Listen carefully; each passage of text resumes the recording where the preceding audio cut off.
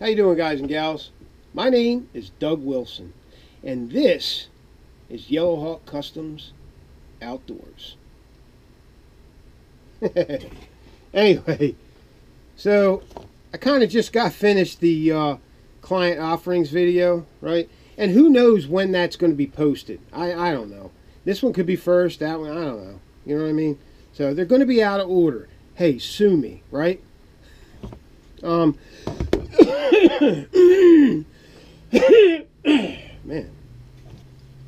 I got a frog growing in my throat. Alright, let me put these away because I want to show you guys some knives on this video. It's just going to be a... pardon me.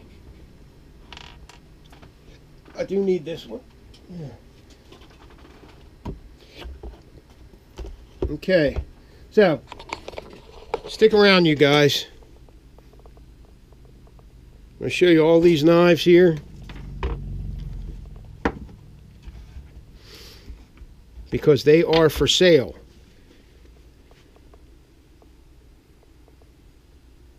I'm going to take them out, don't worry. Oh, now I got the hiccups.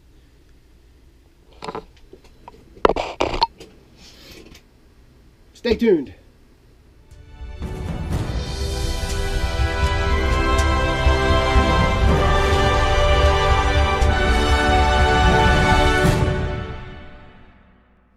Okay, so here's what we're going to do on this video. I'm going to show you some knives that I have acquired, right? Now, the only one that has a sheath system on it is this one. I showed it last week, and I'm pretty sure I can say this guy's name. Chris Leatherman bought it. He was the first one to, like, throw money at me, right? Like, I'll take it right now. Just give it to me, okay? So the first one to do that gets it, okay? I had like 3 other guys interested in it, but he was the first one to throw money at me, so there it is. This is that Bark River Bushcrafter and CPM 3V. This is a hell of a knife. I mean, I know why he jumped on it, right? Plus, it's got a pretty cool sheath on it, right? So, Chris, this part of the video is for you. I got this. It's like a little live fire. Let's see if they're any bigger or smaller. I don't know. They look exactly the same size as the small live fires. It looks like the same tin. Only yours might be... honestly, Chris, it's a hair bigger than a small live fire. Longer. Let's see, wide. Anyway, makes no difference how big it is. I'm going to try to get it on here, okay, on the back here. And the only way I think I can do it is to sit it right here. Okay, sit it right here. But if I do that, it may hang over on the sides just a little bit. 1/8 inch or so. Okay? I think we're pushing it with this. But I will do it. It will work. But it may hang over just a bit. I'm going to try to make it so it doesn't. I'm usually pretty good at the doesn't part. So, if you want me to try it, I'll try it. Okay, let's get to the knives. Knives. I got them in their perspective sheaths, right?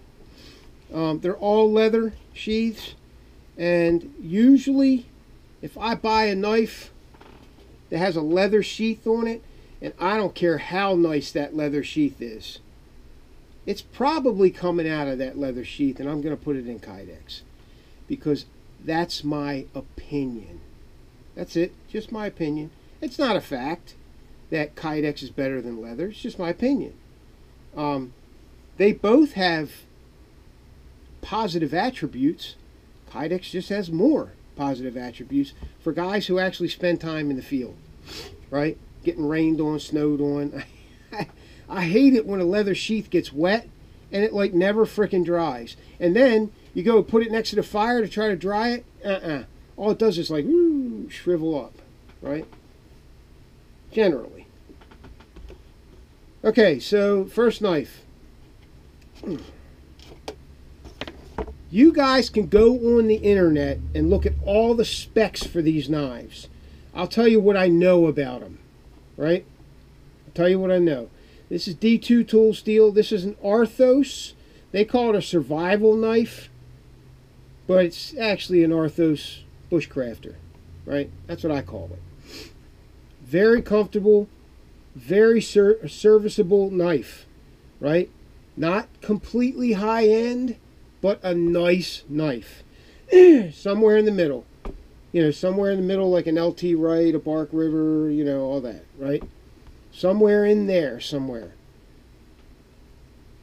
Arthos. This is a nice knife. Very comfortable. I've worked with it. It's a good knife. I don't have years of working with this knife, but what I know of it, it's comfortable, slices well. You know, it does all that stuff you want a knife to do. Alright, that one's for sale. It's got green, OD green, and black G10 scales. Nice knife. Really is. Right? Nice lanyard hole in the back. Very comfortable. More comfortable than most. Let's put it that way. I'm going to slip it back in its leather sheath. Now, if you want a Kydex sheath for it, then we'll discuss that, right? If you want to just, well, actually, you know what? A couple of these don't come with sheaths, but if you want me to put it in a leather sheath, I will, okay? I just kind of threw these in here. I don't, because this one's a little too, this sheath is too big for this knife, right? It fits in there too sloppy, right? But if you want me to put it in a decent leather sheath, I can do that, right? But like I said, my way to go is Kydex. This is a CFK. It has no markings on it, but it is a pretty knife. I want to say this is probably $10.95. And if you're on the fence about CFK, you know, they're nothing special, those knives, but they do work. They do well in the field. I've tested many of them. I've even Rockwell tested some of them, and they come out fine. So, the ones I've tested. This is like a clip point, spear point hunter.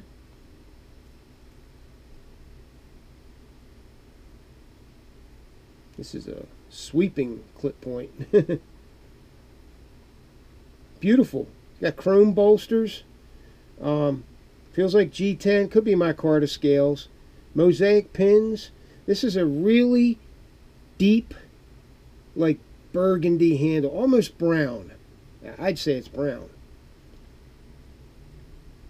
Got the hammer marks on there. Who knows if they're real or not? Who cares? It's a knife, right? And this one's going to be relatively inexpensive to put a sheath on. Okay? The knife is relatively inexpensive, right?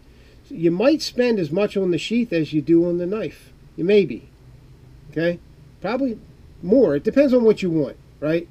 But it's a nice knife. I won't charge you near that much for this one because I didn't pay that much for it. Okay? But I did buy it. So, I bought it because it's a nice knife. And I wanted to put a Kydex sheath on it to sell it. I do that for extra money, right? I built this one just for extra money. I got the knife, you know, on a good deal. And I built the sheath the way I would want it in an extreme situation. And usually when I do that, they sell. Okay? Because it's got everything on it that you need, right? And I'm trying to get a live fire on there for him too. Tin. Okay, next knife. These are really nice knives, although I don't have a lot of experience with them, right?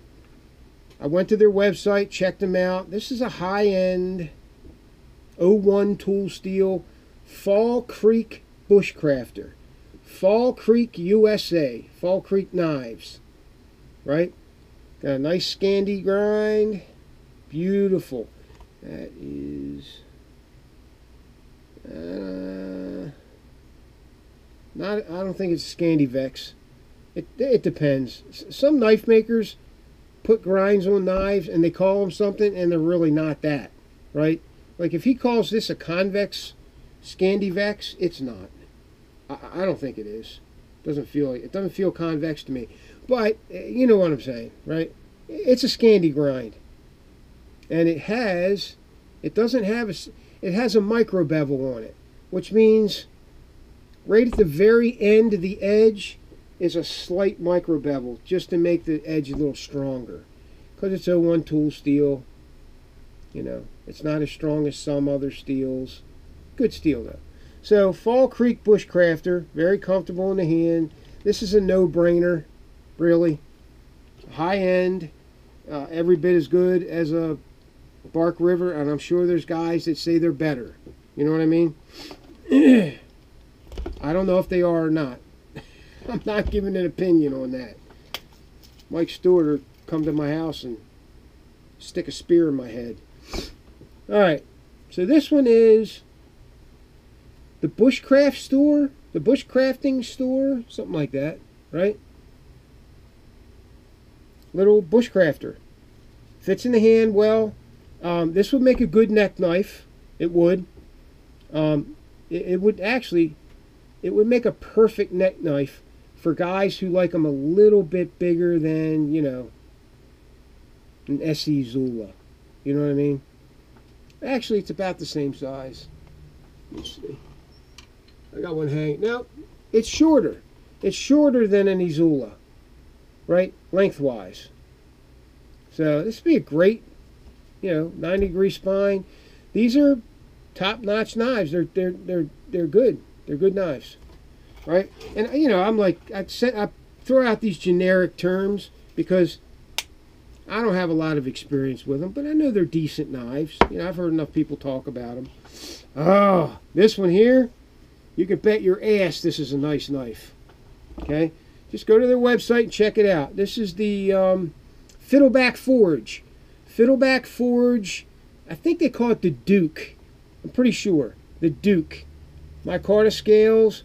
It's a semi-production, you know, mid-tech knife. I love this. I've been contemplating keeping this myself, right? Because I tell you what, this thing is not heavy at all. And that's what I like in bushcrafters. I don't like them real heavy, right? Some guys do. I don't, right? So this is like 5/32, the steel stock. Contoured scales. Just a very comfortable, badass blade. It's for you guys who love Fiddleback Forge. I got one right here. Okay, this I would want to put a Kydex sheath on this. Matter of fact, I'm gonna almost demand it. Okay, LT Wright Bushcrafter. This needs no introduction. This is a badass bushcrafter, right? This is I tell you, a lot of the people that go on the Alone show carry one of these or a Genesis or something from LT Wright, right?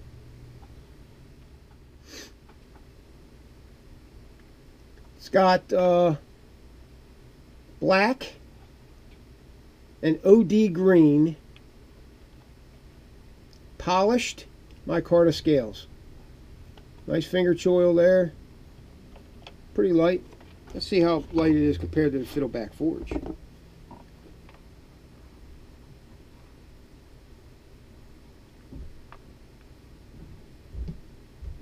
No noticeable difference, but look how big this is. Look how small. Yeah, much smaller it is. No noticeable difference, right? This is all handle heavy, severely handle heavy, right? Micarta is pretty heavy stuff. It actually is. So, here, let me put this one back. I'll show you the bushcraft a little bit more. But this is a great bushcrafter for guys just getting into bushcrafting. You want a really nice knife. or veteran bushcrafters like these two, right? 1/8 inch stock, it looks like. I mean, it's an LT Wright, you know. I could praise it all day long. LT Wright, LT Wright. I have no idea about the Infinity, the Delta Whiskey Infinity. He told me a month and a half ago it would be 2 to 3 months before he could start production on them.